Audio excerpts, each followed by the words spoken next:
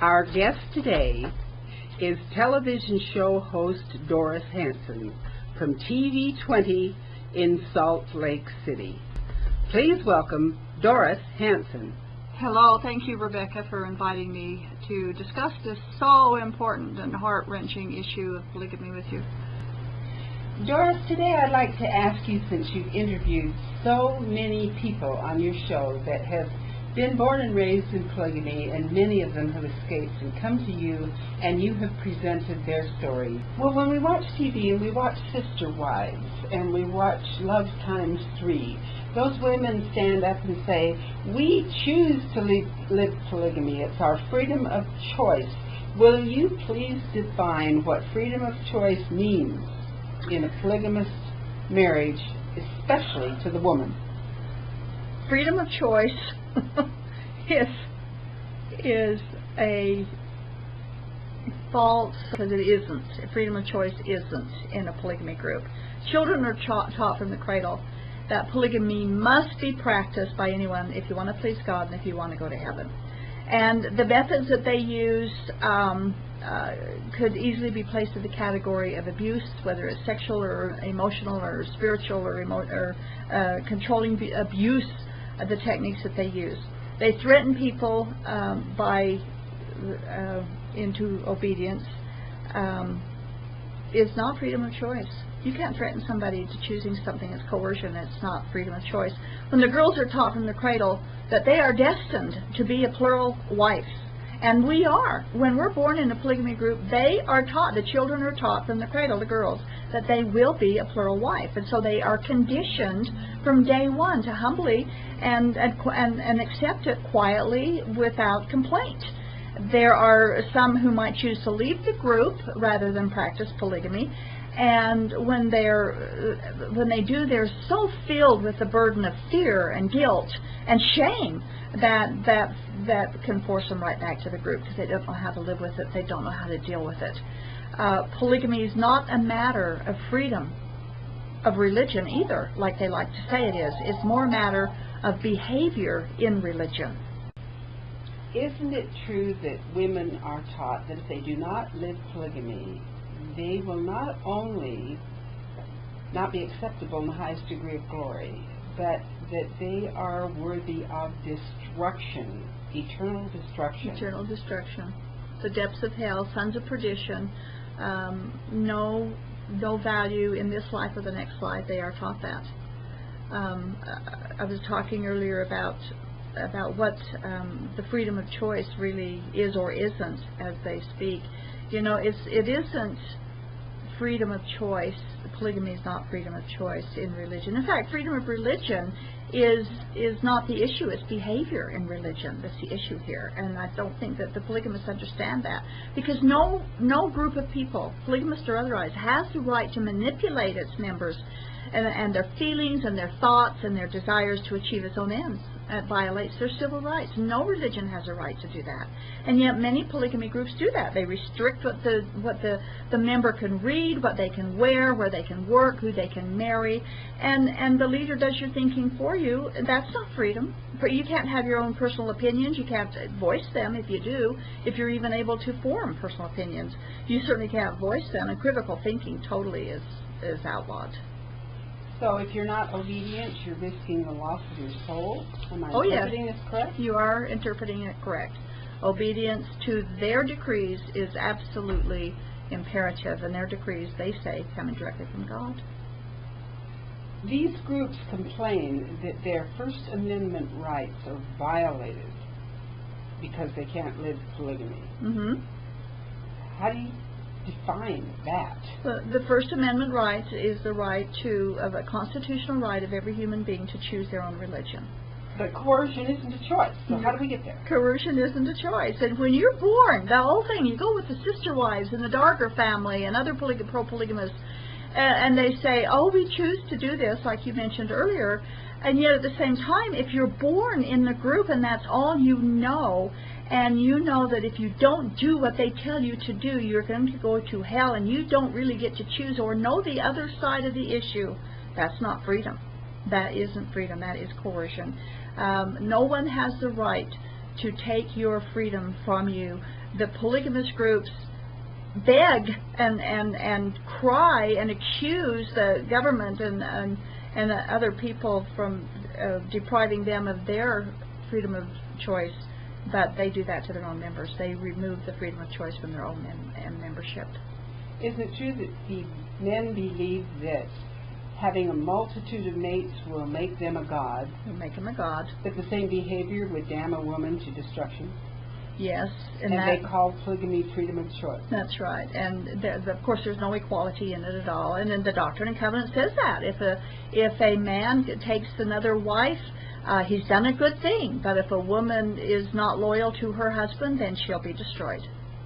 So these women marry a man and get on TV and say that there's more and more and more love. Yes, for him, for the rest of his life, he can have lovers and new lovers. Yes. But for her, it's a dwindling relationship that amounts to nothing sooner or later, because he's going to be off hunting somebody newer or younger, and she is home burdened with supporting the children that result from that, hers and everyone else's. I talked to a woman who had left the Kingston polygamy group, and her husband had not come to the point to where he took another wife.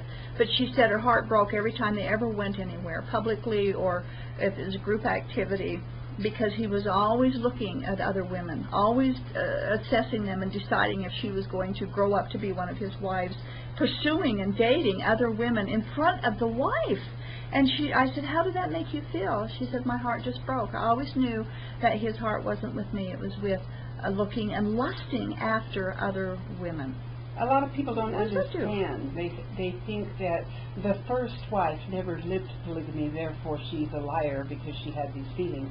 She is in the indoctrination, in the fear, and in the degradation of not being an equal human being.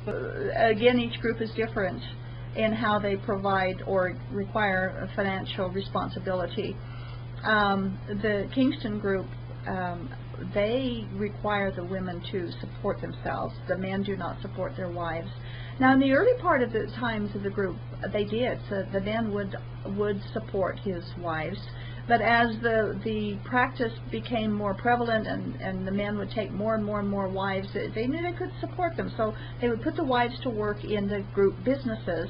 And now it's gotten to the point to where all the women have to work all the time, have their baby a year, and still support themselves and their family, even during pregnancy and after they have their baby.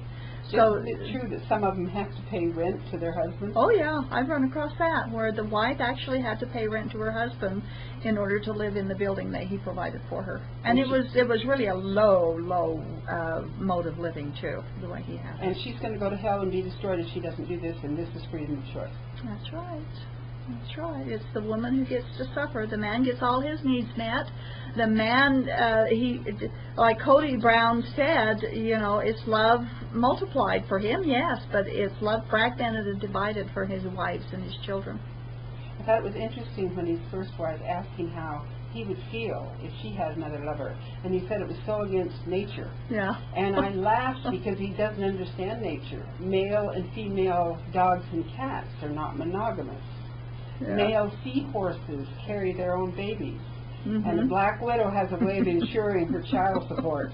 They know nothing about nature, nor do they want to. Well, and we're not animals either. You know, we can't put ourselves in that same category. However, there are some animals who are monogamous. Yes, there are. Cody Brown, he said it was repulsive to even dream of sharing Mary with another man.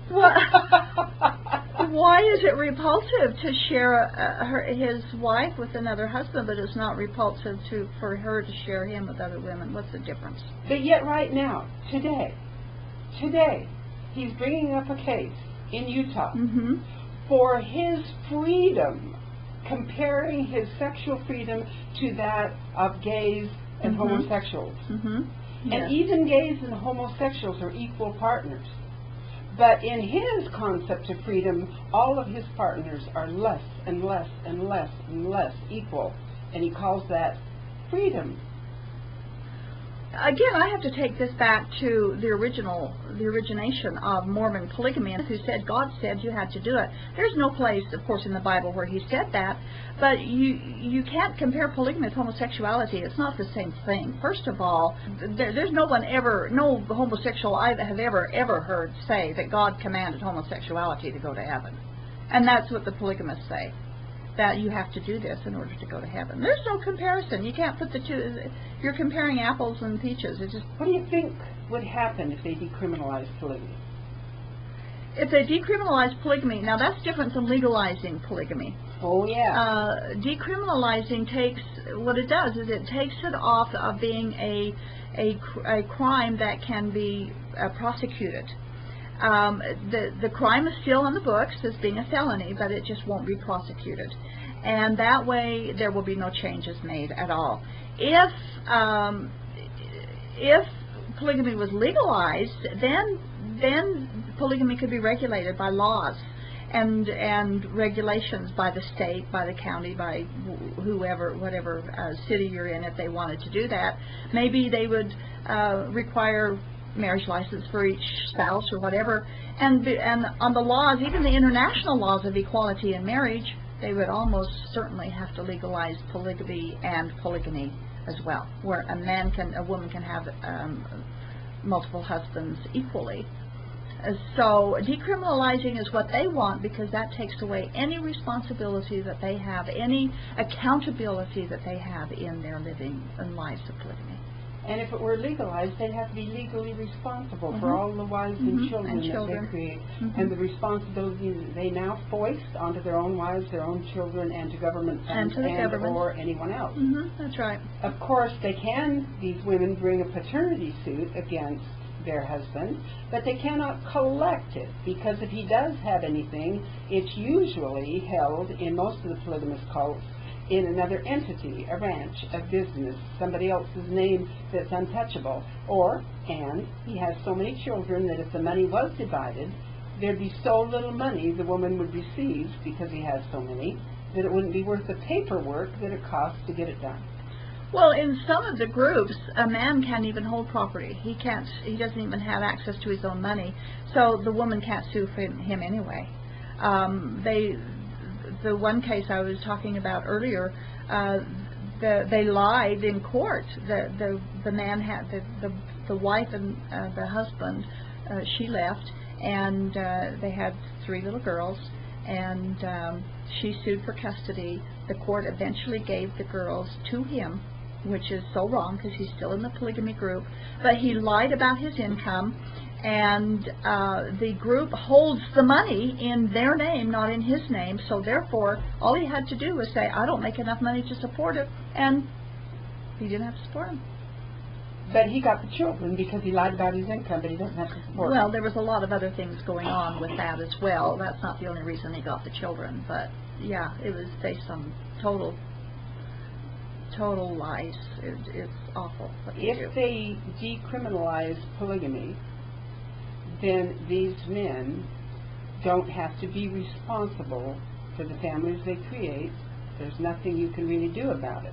Well, in essence, decriminalizing polygamy won't change much from the way it is now, because the men right now don't have to support them anyway. They still don't have to support them. That's very true, but in Texas has done something different. They have begun to go in and take away their ranches and kingdoms and force some of these men, not all of them, but there have been 9 or 10 now that Texas has prosecuted, and they have actually gone in and dissolved their, what should I say? Well, they're working on taking the ranch away. They're working on that, but that was because they were using the ranch for illegal activities. That's true, but they were having to give it back to the people that had dedicated it. In other words, it was going back to the people that they had victimized. And there was several of the cases that were a little different, that they were dissolving their kingdoms and their wealth to force them to support the victims that they had victimized. And that's something that Utah can see. The polygamists in Utah can see that's possible. And if Utah makes it decriminalized, they hope that will be another block that will prevent them from coming back on them. That's just a minor step in that direction. It's just one of those steps that will keep polygamy, the people who are living in polygamy in slavery, yes. Yes, it will. Tell us about child labor in polygamy. Well, you know, I got a call one time after we had started our television show from a business, and he was extremely upset. He was so upset. He wanted me to see if I could do something because I had a show where people were listening and calling in, and maybe I could make a difference. And he was the owner of a construction business, and he says, you know, I go out to bid on some of these jobs, and I never get them, and other good companies around me don't get them either because the polygamists are getting the bids. That's because they can bid so low, and the reason they can bid so low is because their labor is child labor. He says, we need to do something about this. The government won't do anything. What can we do? Well, you know, really, just being the host of the interview show, I couldn't do much, but I did say, you know what, you write me a letter, I'll read it on the air and see if we can get some, you know, stir up some people that will be upset over this, because I know there's a lot of this going on. Well, the polygamy groups, especially the FLDS, but not limited to them, they will take the young boys out when they're 10, 11, 12 years old and start teaching them construction, heavy equipment operation, drywalling, home building, all kinds of heavy construction that the teenagers learn, and they do it for free. And so when the polygamists can go out and get these building jobs, they can do it, and they do good work. There's no doubt about that, but they do it cheaply because the child labor is extensive. I went down to Mesquite one time and talked to a group of people about polygamy, and one of the men there was upset when I talked about the child labor, and he said, you know, there's so much construction going on in Mesquite by the FLDS people. I had no idea they used child labor. He was so upset. He said, tomorrow I'm going to talk to the mayor and see, because he knew the mayor, and see and make sure they do something about this. Whether or not they did, I really don't know. But child labor, they steal your childhood. Polygamy groups steal your childhood from you, girls and boys, in different ways, and this is one way they do it. This fact that you just brought out was in the newspaper when they arrested Warren Jeffs, because his people were bidding on the construction of bridges and various other things in Nevada, and they were using child labor. And they found out about it, and it was in the news. And it was the way they always operated. And they would bring grown men in with these work groups to keep these kids under control, bring them back to the work group, feed them at night, and keep them totally isolated and working every day. They were not allowed to mingle outside or talk to anybody. And when a news reporter went in to talk to one of the men in charge, he turned away and never said a word. They couldn't get him to say one word. Yeah, that's the way they do. They won't make comments. How about loss of property for the men and the women and everybody? What happens with their property? Well, when they join a group, normally all the property becomes the property of the group. It's called the United Order. And again, that was a concept that began with Joseph Smith. And it was a failure in the early Mormon pioneers. But the polygamy groups, when they get together and form a group, they will form a United Order where all of the property belongs to the group itself. And of course, it has to be in someone's name, and it's always in the name of the leadership.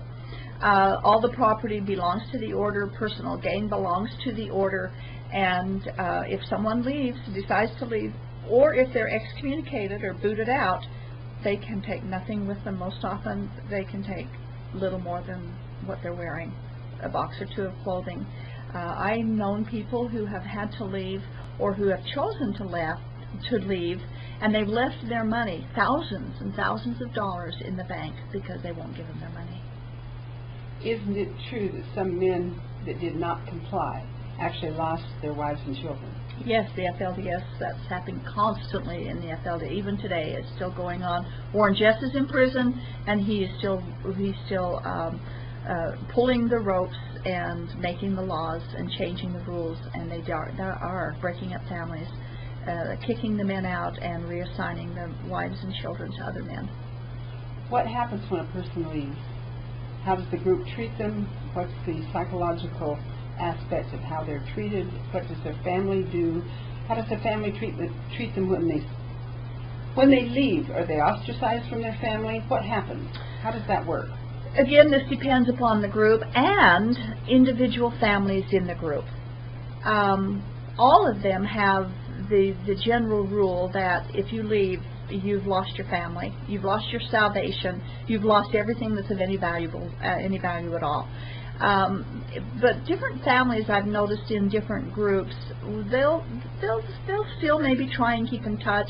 Others will be afraid to keep in touch. That's also a threat that the parents can use on the children as they grow up. If you leave, I know one boy asked his father, what would happen if I left? And the father said, I would see to it that you would never, ever be able to contact any of your brothers and sisters or your mother ever again. And this boy is still in the group. He hasn't left. He wants out, but he's afraid to leave because he doesn't want to lose everything and all that he knows. Again, that isn't freedom of choice. That's the furthest thing from freedom of choice that possibly It's slavery. It's absolute slavery. Thank you, Doris. We're so delightful that you chose to do this. Thank you. Thanks for giving me the opportunity to speak my heart and my mind on these issues. You're very welcome. You've been listening to Doris Hanson, a brave and gutsy lady, airing a polygamous problem continually on television in Salt Lake City, a city that is known as a haven for this particular problem.